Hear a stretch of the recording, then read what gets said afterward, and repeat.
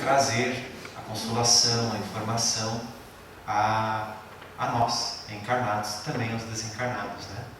Então gostaria de agradecer o convite, esperamos que seja uma noite proveitosa. Queria registrar e agradecer a presença de alguns trabalhadores da nossa casa, a minha mãe, Hilda, minha irmã Carla, Zirlei, que é a nossa livreira lá no Dias, e o nosso motorista, Décio.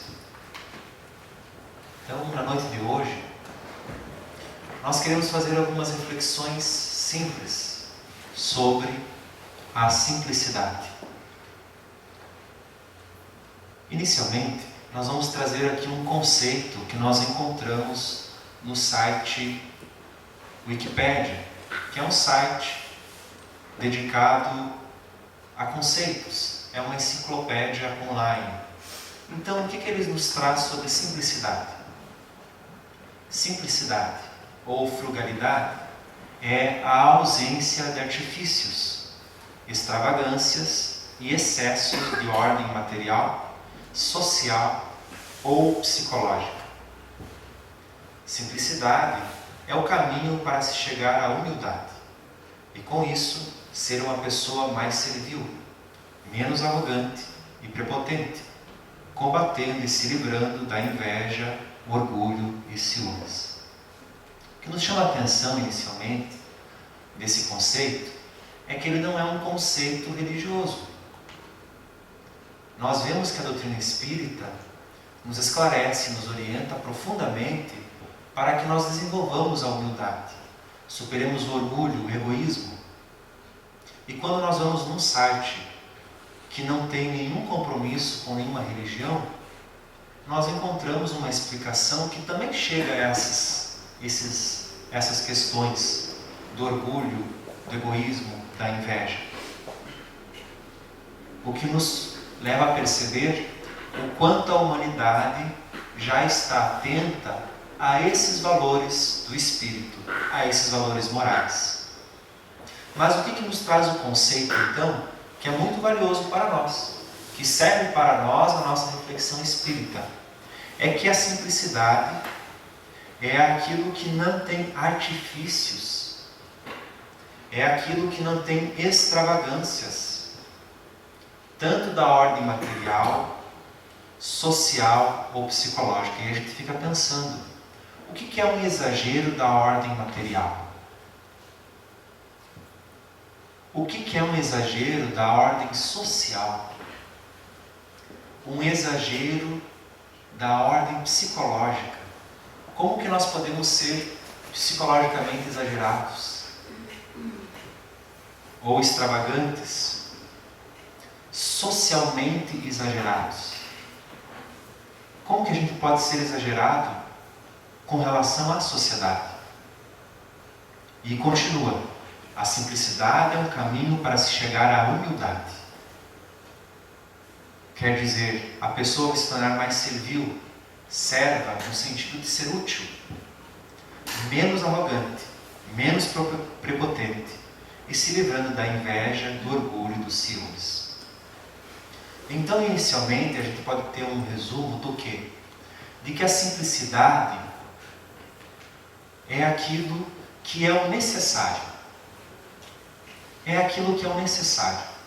É aquilo que não vai além do necessário. É aquilo que é o suficiente para se ser eficiente. Esse é o início.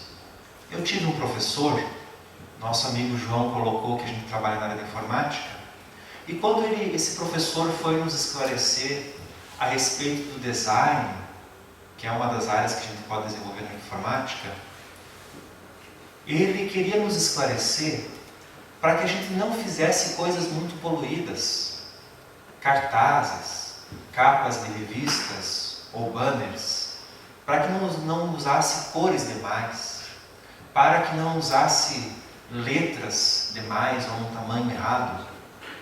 E ele deixou uma dica muito interessante.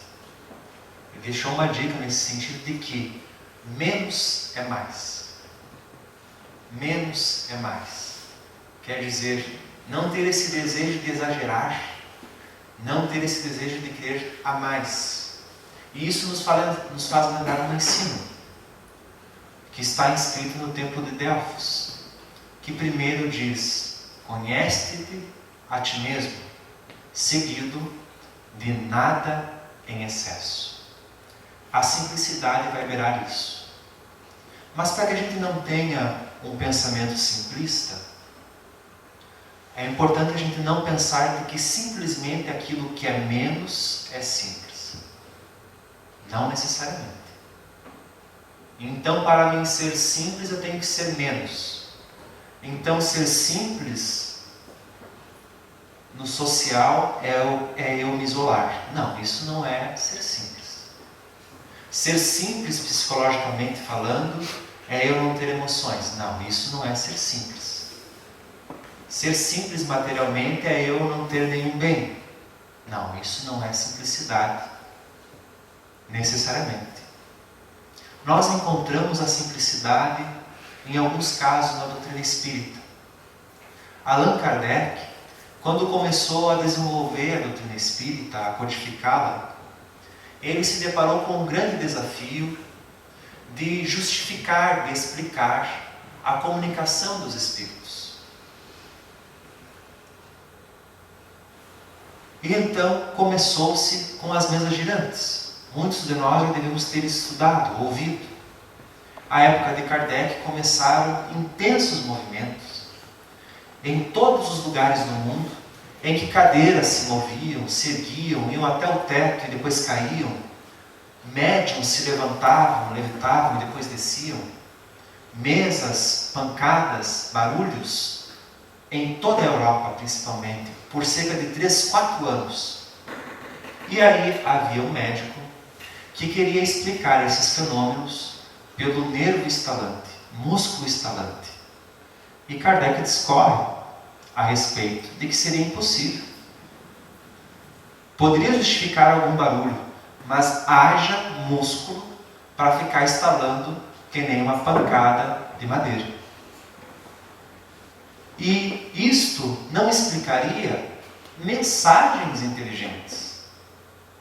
Não explicaria respostas inteligentes a perguntas inteligentes. Uma resposta inteligente só pode vir ter uma causa que seja inteligente. Logo, a causa sendo inteligente e dizendo ela própria que eram os espíritos. Então Kardec traz uma resposta simples para isso. De duas alternativas. Quando uma se mostra mais complexa, mais complicada do que a outra, a razão nos leva a escolher a mais simples. E aconteceu algo semelhante com Chico Xavier. Ele, que psicografou tantos livros, o maior médium em número de livros que nós já conhecemos, teve contestações a respeito do seu trabalho. Muitas contestações. Em que chegou até ao ponto de cientistas dizerem de que a sua psicografia eram vários fenômenos em que se pegava o pensamento de outras pessoas, a gente não sabe de que jeito, em que se imitavam outros autores. Imagine você imitar 100 autores diferentes. Já é difícil para você conseguir imitar um. Imagine imitar dezenas. E a tal ponto que Humberto de Campos, ainda vivo, chegou a dizer de que se Chico Xavier fosse um imitador, ele não mereceria uma cadeira na Academia de Letras, mas mereceria várias. E depois Humberto de Campos desencarna e passa a escrever pelo pseudônimo de Irmão X. Então, quando nós temos duas ideias, e uma delas se demonstra muito complexa, difícil de ser empregada, a razão nos leva a escolher aquela que é mais simples. Mas a nossa proposta é reflexão. Então vamos fazer algumas reflexões muito simples aqui. Nós temos aqui duas imagens. Uma enxada e uma reta escavadeira. Qual dessas é mais simples? Trazendo a ideia de que menos é mais, e ao mesmo tempo de que, em geral, mas nem sempre, a simplicidade nos leva a entender de que é o menos. mas nem sempre. Qual desses é o mais simples? Uma enxada ou uma retroescavadeira? Os dois são mais simples? Alguém disse que é enxada. Muito bem, vamos guardar as respostas e depois a gente volta. Aqui, nós temos um telefone que deve ser lá da primeira metade do século XX. Nós temos um telefone da década de 90 e nós temos ali um telefone que é um smartphone, no caso da Apple, uma empresa muito famosa mundialmente, sendo segurado pelo seu principal cofundador, Steve Jobs.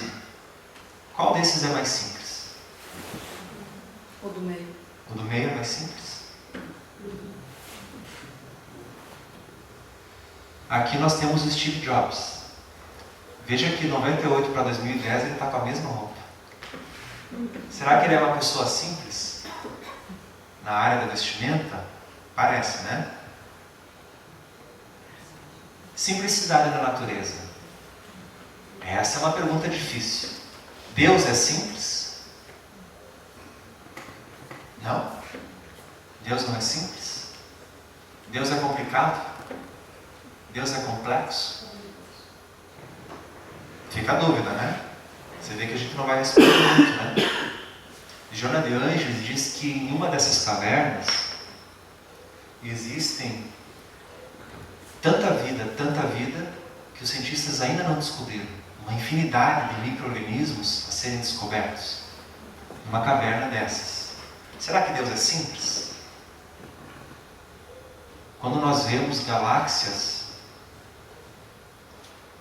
enormes, vínhamos discutindo no carro de que a sonda da NASA chegou próxima a Plutão, uma viagem de 9 anos.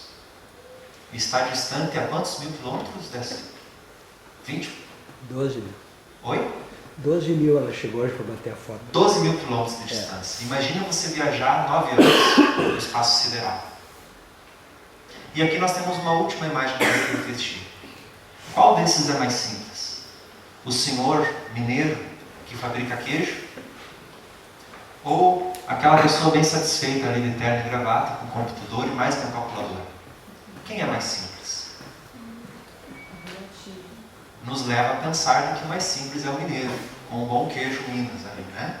Esse senhor, ele participou de uma entrevista, de uma reportagem na TV, que ele vive no interior, em Minas Gerais, e ele produz ótimos queijos. E a dedicação da vida dele e da família é com os queijos. E ele não tem acesso a computador, é tudo feito artesanal. Então, materialmente falando, parece uma vida simples. Então, vamos voltar ao início aqui para a gente... Não adianta só fazer pergunta, né? Vejamos só. Alguns disseram que a enxada é mais simples do que a retroescavadeira. É verdade. Ela é um objeto simples.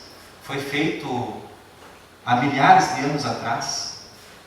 Então, se você quer ir na frente da sua casa e tirar aquela graminha que fica entre a calçada, você pega uma enxada, correto? É mais simples, é mais fácil. Mas se você quer mover toneladas de terra, é mais simples usar uma enxada? Não é nada simples, né? Você vai levar dias, semanas mexendo. Mas se você quer tirar aquela graminha da frente da sua calçada com uma retroescavadeira, é simples? Não é simples. É simples você gastar R$1 milhão e comprar uma retroescavadeira? Não. Mas é simples você pegar uma retroescavadeira para mover em alguns minutos uma certa quantidade. Então, onde que está a simplicidade? Vamos continuar. Qual desses é mais simples? O telefone do início da década do século XX, ele é muito mais simples de confeccionar. Ele é de madeira. Você bota o dedo ali e gira. Embora talvez as crianças de hoje que nasçam se pegassem, o que é isso? Para que serve? Né? Agora, o segundo é mais moderno. Você só aperta o botão. É mais moderno e é mais simples, porque eu só aperto. Já o segundo, que é o smartphone, ele é muito mais moderno. O meu não é da Apple. ele é muito mais moderno. E você passa o dedo e aperta, embora muitas pessoas tenham muita dificuldade. E as crianças pegam e, sem saber ler, vão lá e mexem no smartphone. O smartphone, ele é muito mais sofisticado. Mas você consegue mandar uma mensagem por WhatsApp naquele primeiro ali? Não dá, né? Então é muito mais simples e barato eu conseguir fazer isso com o smartphone. Então onde que está a nossa simplicidade? Continuamos. O Steve Jobs, que desenvolveu, foi um dos primeiros a realizar isso, utilizar celulares com toque na tela. Ele é considerado um gênio, um artista também. E a proposta dele era fazer um celular que tivesse só um botão. Veja a simplicidade. E os engenheiros dele ficavam loucos, porque ele era muito exigente. E embora ele tenha feito tanto avanço, de 2001, desde 2001 até quando ele parou sua atividade e desencarnou, ele revolucionou a indústria da música, revolucionou a indústria da telefonia e revolucionou a indústria também do cinema. Se alguém já assistiu aquele filme Toy Story, é da empresa dele. E apesar dele ser tão criativo, tão engenhoso, depois de décadas é a mesma roupa. É uma blusa preta, moletom, uma calça jeans leves e um tênis. Interessante uma pessoa querer se vestir tão simples e ao mesmo tempo ser tão genial nas suas criações. Então onde fica a simplicidade? E aí nós vemos Deus. Deus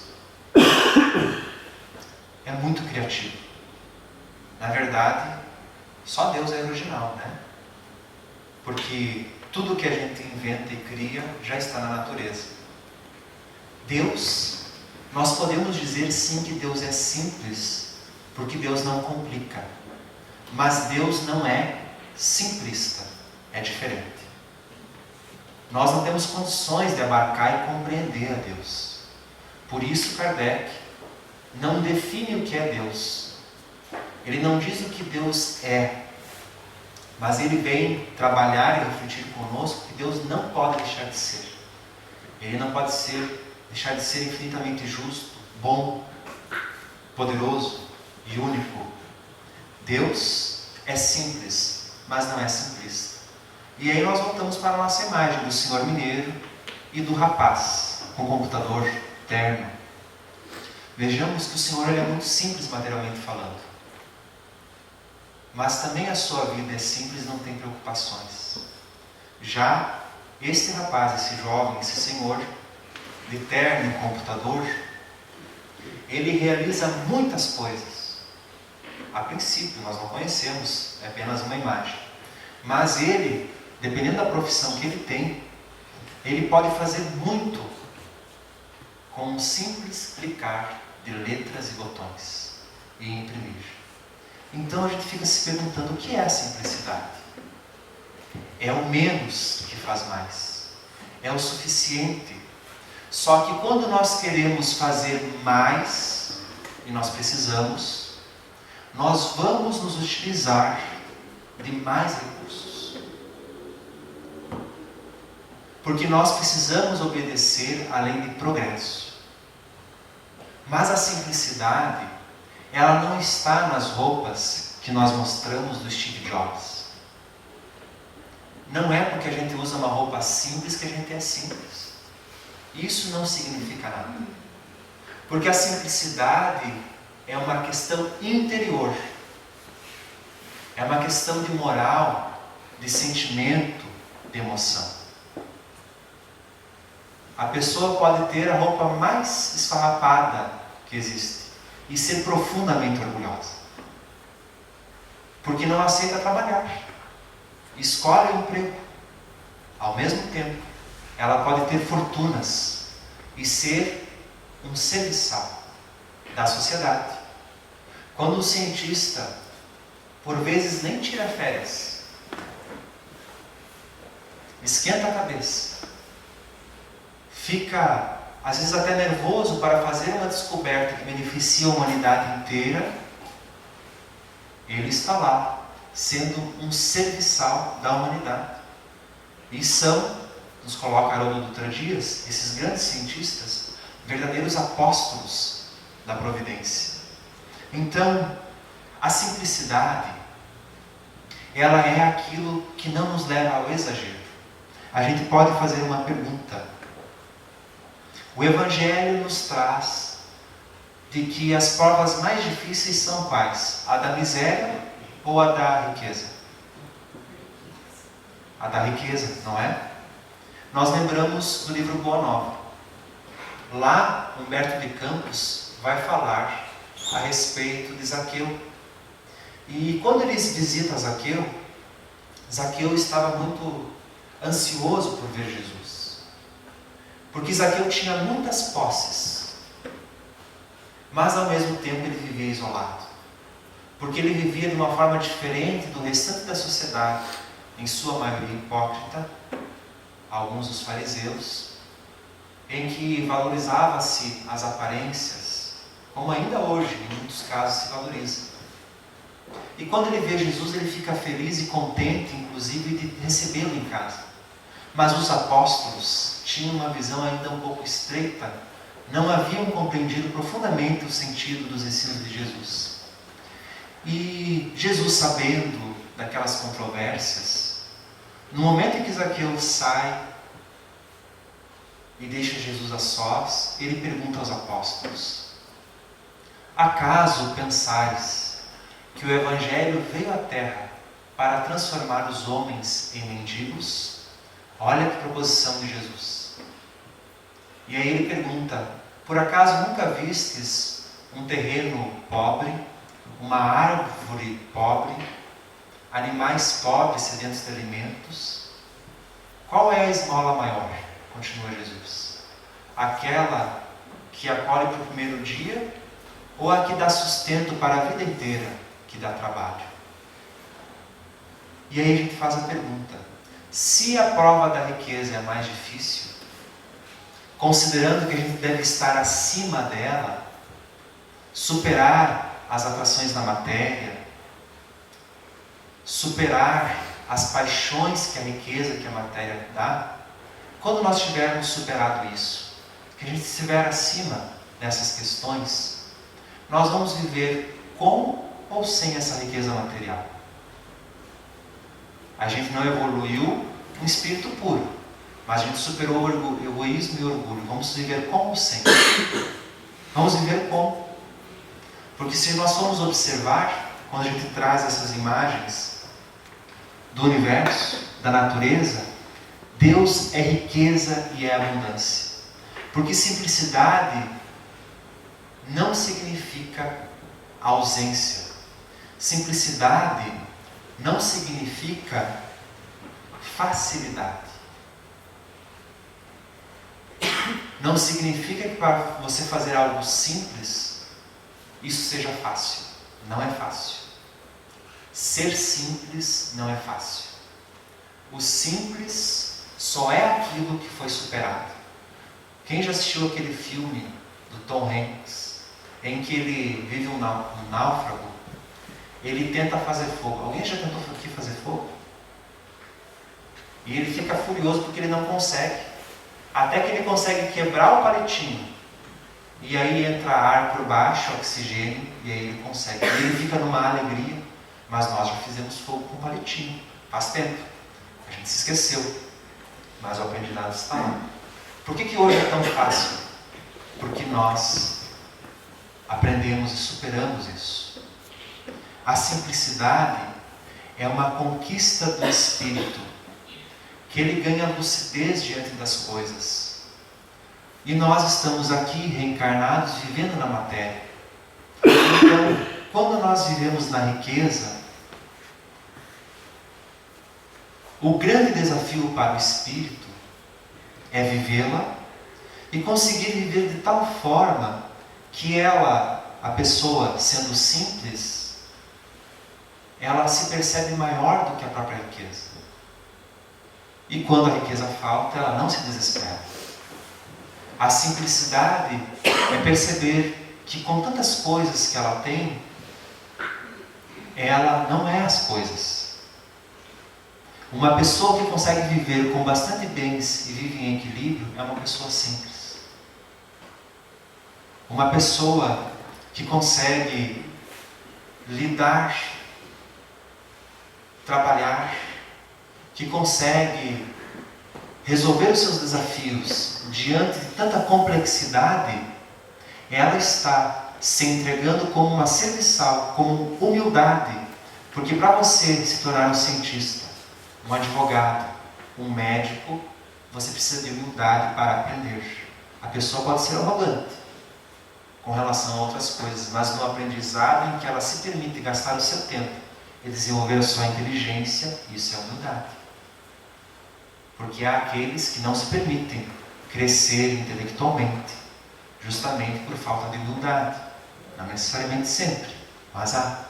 Então, a simplicidade é a ausência de coisas desnecessárias. E para o espírito é um desafio. Porque viver na matéria é uma grande tentação de todos os lados. De todos os lados. A matéria nos traz comodidade. E para o espírito é um grande esforço superar essa comodidade e desenvolver as suas qualidades. E aí, nós pegamos do Evangelho, no item 8, capítulo 8, bem-aventurados os que têm puro coração, simplicidade e pureza de coração. Item 3, a pureza de coração é inseparável da simplicidade e da humildade. Exclui toda a ideia de egoísmo e de orgulho. Por isso é que Jesus toma a infância como emblema dessa pureza, do mesmo modo que a tomou como da humildade. Por que Jesus pega a infância como um exemplo da pureza e da simplicidade? Porque a criança tem uma característica que é a do aprendizado. A pessoa simples percebe a sua necessidade de aprender. Então, quando se depara numa situação difícil, ela é capaz de não se desesperar, de perceber nisso uma oportunidade de aprendizado. E aí nós trazemos para a nossa reflexão um poema de Casimiro Cunha, em que ele chama Simplifica. Clamas que o tempo está curto, contudo o tempo replica. Não me gastes sem proveito. Simplifica, simplifica. Quantas horas às vezes a gente perde em rede social?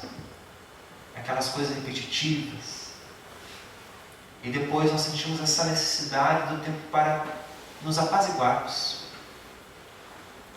O exagero em alguns gostos. É muita conta buscar-te. Armazém, loja, botica. Aprende a viver com pouco. Simplifica, simplifica. Existe uma necessidade emocional que todos nós temos, alguns mais, outros menos, e que alguns de nós utilizam a compra para suprir essas ansiedades. Mas aí vem as dívidas, vem o descontrole financeiro, e aí vem a complicação. A simplicidade é evitar esse exagero. Incompreensões, chicotadas, calúnia, miséria, trica. Não carregues fardo inútil. Simplifica, simplifica. Por que é um fardo inútil carregarmos a calúnia? Porque o carregar a calúnia é dar um valor a mais do que é o necessário. Se alguém vem e fala mal de nós, a gente vai ficar assim quietinho, sem fazer nada? O espírita é essa pessoa que pisei no teu pé, desculpe. A gente diz, não foi nada. Ah, então eu vou pisar de novo. Se não foi nada, eu vou pisar de novo. Esse é o espírita. Pode fazer comigo? Pode me humilhar? Pode? Isso é espírita? Não. O espírita não tem um sentimento. Vejamos que a gente viu na definição inicial. Simplicidade é a falta de exagero. Mas significa que a gente não vai ter sentimentos? Não. O espírito não é indiferente. Ele não pode ser indiferente às coisas que lhe acontecem. Mas o que o espírito quer dizer aqui conosco? Para não carregar fardo inútil. Sempre quando nós somos ofendidos, quando algo vem até nós, isso quando não é gente, né? Porque é a mesma coisa para o outro. Nós vamos ser influenciados. A gente está lá, em família, confraternizando, e aí vem uma notícia de que alguém falou, disse, fez alguma coisa, fez algo que a gente não gostava. De imediato, por vezes, muda esse nosso padrão, muda essa nossa tranquilidade e se vai. São as nossas emoções. E não é errado nós ficarmos nervosos. Não é errado nós termos a raiva. Se nós temos, nós temos. É a emoção que o Espírito tem. Faz parte. Mas uma coisa é nós termos o sentimento. Outra coisa é nós mantermos e alimentarmos aquele sentimento. No Evangelho, há uma frase que nos coloca de que não pode ser considerado verdadeiramente espírita aquele que se recusa a perdoar. Mas nós vemos espíritas desencarnando sem conseguir perdoar. Então eles não são espíritas? Não, não é isso. Veja que o Evangelho nos coloca de que é aquele que se recusa a perdoar. Porque tem emoções que a gente não compreende. Tem vivências que a gente vai desencarnar e a gente não vai conseguir compreender. Significa que a gente não é espírita? Não. Mas, se existe aquela recusa, é diferente. Não conseguir é uma coisa. Recusar-se a se esforçar é outra.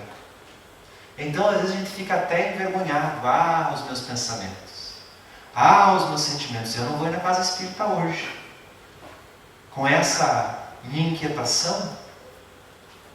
E aí, como é que ficam os espíritos nossos guias? Quando a gente está com um sentimento que nós reprovaríamos, se os outros ficassem sabendo. Como ficam os guias com relação a nós, se nós tivéssemos, quando nós estamos com pensamentos que nós reprovamos? Como eles ficam? O Evangelho nos diz que quando a gente não está em sintonia, não está aberto, os espíritos se afastam quando veem que não é frutífero continuar a influenciar, que é desnecessário ficar sugerindo, mas assim que a gente mostra a abertura, eles retornam. Será que porque nós temos dificuldades, imperfeições, o Espírito não vai estar conosco? Ele vai estar sim. Mas uma coisa é nós não queremos nos transformar, outra é nós temos dificuldade. Então, quando essas emoções vêm, que por vezes nós reprovamos, e podemos ter vergonha de nos apresentarmos diante de Deus, não tenhamos. É aí que a gente tem que buscar. É aí que a gente tem que ir atrás. Sermos sinceros conosco mesmo. Porque se a gente esconder de nós mesmos essas emoções, elas não vão ser trabalhadas. E aí elas ficam ocultas e a gente não cresce. Então, quando ele diz para não carregar fardo inútil, não é para a gente não ter sentimentos. Divaldo Pereira Franco tem um ensino muito interessante. Quando ele nos fala a respeito de sentimentos e pensamentos que não nos fazem bem, que são nossos. Ele diz, tenha, mas não mantenha. Tenha, mas não mantenha. Quer dizer, percebamos o que a gente está sentindo. E conversemos com o nosso guia espiritual. Olha, hoje eu tive tais pensamentos. Porque o espírito, para poder se corrigir, é necessário se aceitar. Muitos espíritos passam anos de sofrimento após desencarnarem, porque não reconhecem as suas faltas. Não há o arrependimento e não há a compreensão. De um lado, aos que não aceitam. Do outro, aos que não se perdoam a si próprios. Mas só nós erramos? Não erram todos? Então, é muito importante a simplicidade para perceber que o erro é natural. O erro é uma tentativa de acerto que não deu certo. O erro é uma experiência. Então, quando nós somos ofendidos ou quando nós ofendemos e vem esse sentimento, não guardarmos é nós vivermos, mas percebermos que isso é passageiro. E aí continua o poeta. Encontra no próprio lar parente que fere e implica, desculpa sem reclamar. Simplifica, simplifica. Eu lá em casa, não moro mais com os meus irmãos e a minha mãe, mas quando a gente começa, não estou mais assim, que eu entro na discussão e começo a falar, minha mãe já parem. É claro, a gente vai conversar, vai discutir, mas o desculpar sem reclamar é também o não guardar nada. É o não aumentar aquilo que tem um tamanho pequeno. E continua o poeta. Se alguém te injuria em rosto, se te espanca ou sacrifica, ouvida a loucura e segue. Simplifica, simplifica. Por que será que injuriar, espancar e sacrificar é uma loucura? Veja que ele pede para que a gente esqueça a loucura. No Evangelho a gente vai encontrar. Quando o Espírito fala da brandura, quando ele cita, Kardec cita no Evangelho, sobre os brandos, de que aquele que disser raca merecerá ser condenado pelo juízo. Aquele que dizer sois louco merecerá o fogo do inferno. Que grave isso, né? Só por dizer que é louco, mas por quê? Imaginemos que Jesus foi tido como louco, porque ele disse: quem são meus irmãos e quem são a minha mãe e meu pai? Nos ensinando, é claro, de que toda a humanidade é nossa família, de que todos aqueles que seguem a lei estão em sintonia com ele, não só o círculo material. Mas consideraram ele louco. Por quê? Porque não o compreenderam. Nós temos dois aspectos para a gente compreender a loucura. Primeiro, aquela pessoa que é capaz de nos ensinar, que nós podemos compreender, aprender com ela. Muitas vezes a nossa ignorância não vai aceitar aquele ensino. E aí a gente desconsidera. E aí nós vemos muitas pessoas na sociedade entregues aos mais variados tipos de paixões. O que eles vão querer vir num centro espírita? Numa casa, assistir uma palestra? Não que a gente seja melhor do que eles. Pelo contrário, se nós estamos aqui é porque nós somos muito mais necessitados. Sobretudo se a gente está falando. Que tem que aprender, estudar. E depois falar. Porque a gente fala e aprende muito mais. Então, quando o espírito está completamente despreocupado, o ensino elevado é bobagem, é loucura. Mas ao mesmo tempo, quando a gente diz que é louco aquele que está em equívoco, é falta de caridade. Então, por isso, injuriar o outro, isso é loucura. Reconhecer o equívoco, não. Mas reconhecer o equívoco é uma coisa. Divulgá-lo por maledicência é diferente. Recebes dos mais amados ofensa que não se explica, esquece a lama da estrada, simplifica, simplifica. Ofensa que não se explica.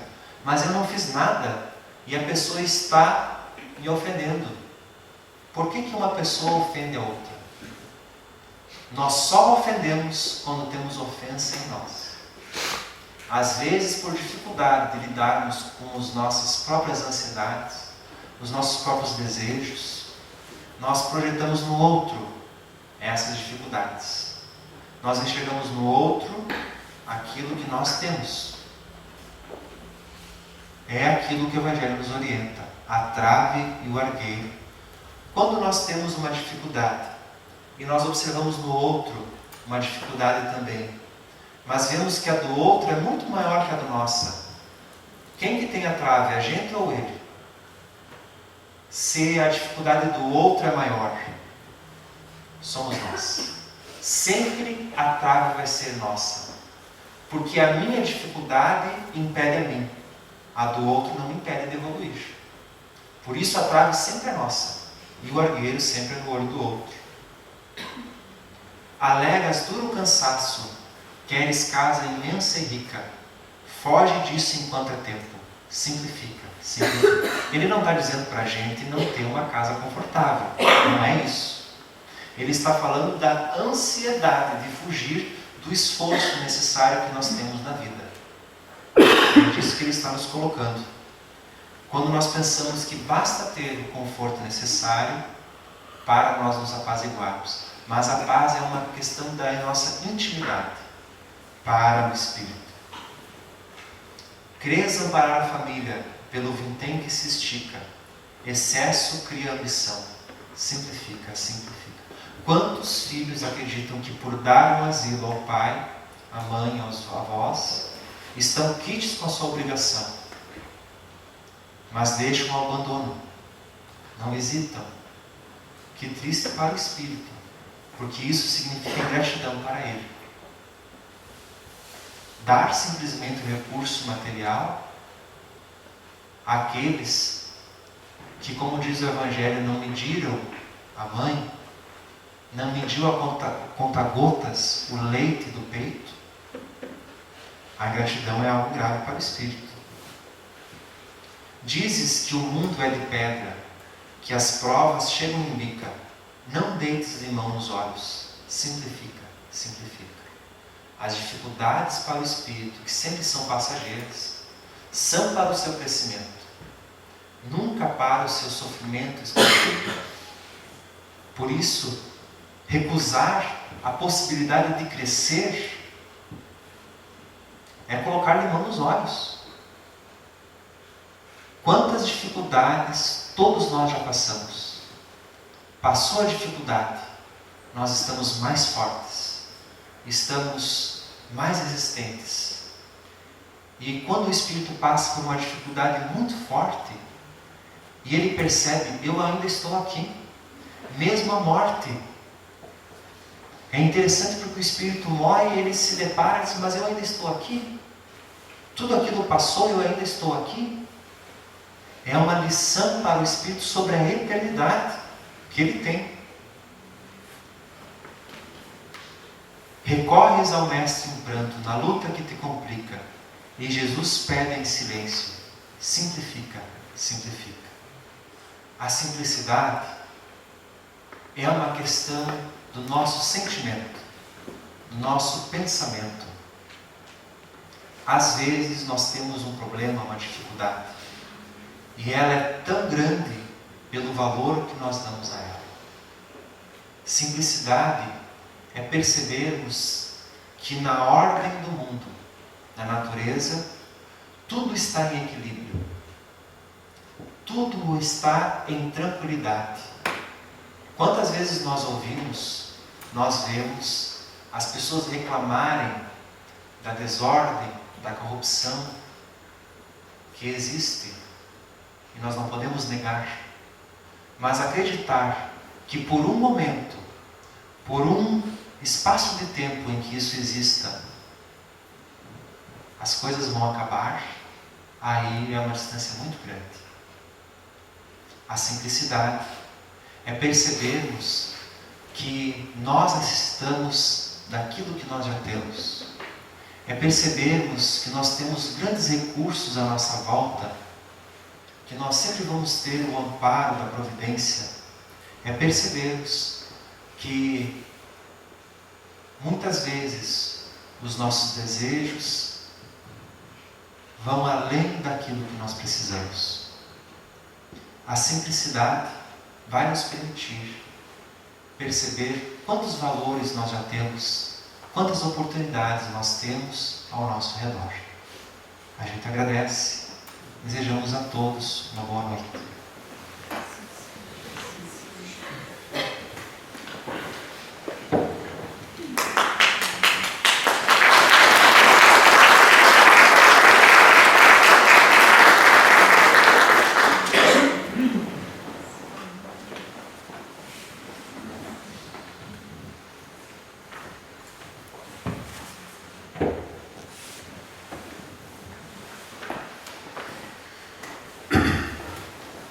Então, em nome do nosso Centro Espírita, dizemos nosso muito obrigado, Bruno.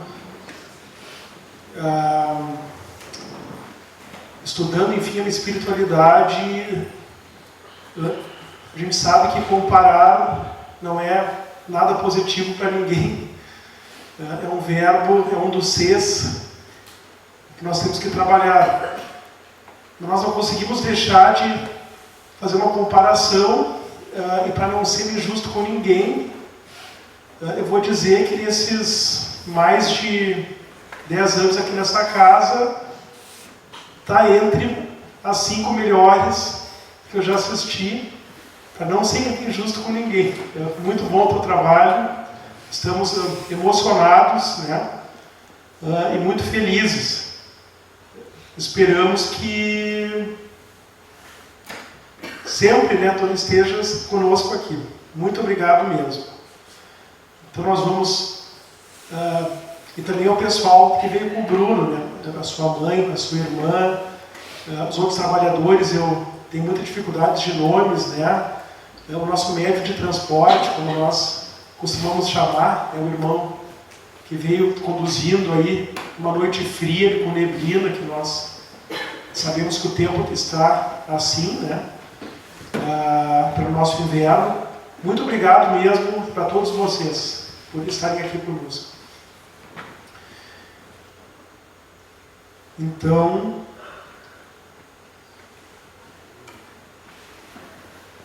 vamos mais uma vez nos unir em oração.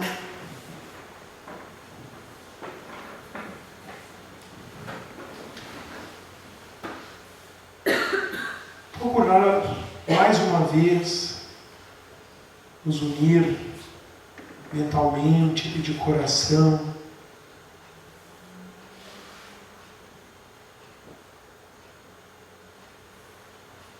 Nessa psicosfera de harmonia,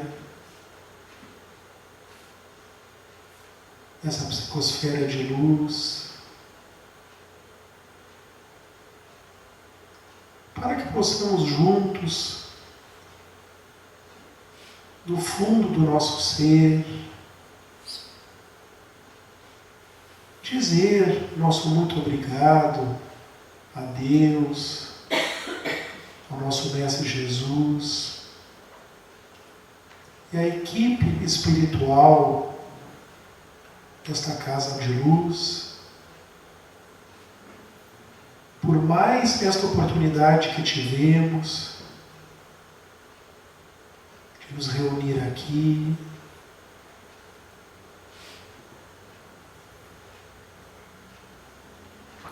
angariando esses conhecimentos,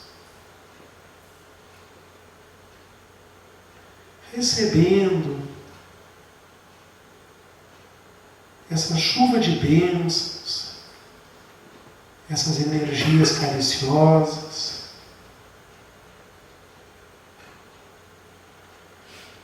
e neste momento, colocando já o amor em ação, vamos nos utilizar do nosso pensamento, este veículo fundamental do universo, este presente de Deus, onde tudo começa, para transmitir aquelas pessoas que não puderam estar aqui hoje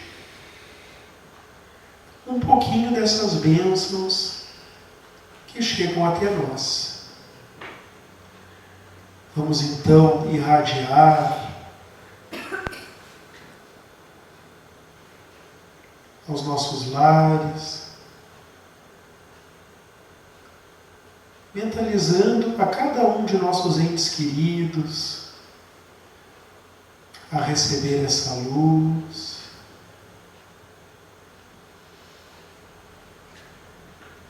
Da mesma maneira, irradiamos aos nossos ambientes de trabalho, remunerado ou não remunerado, pouco importa.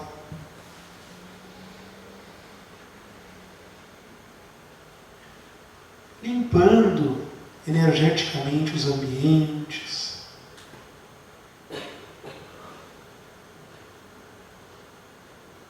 Vamos irradiar a todas aquelas pessoas que passam pela prova da doença,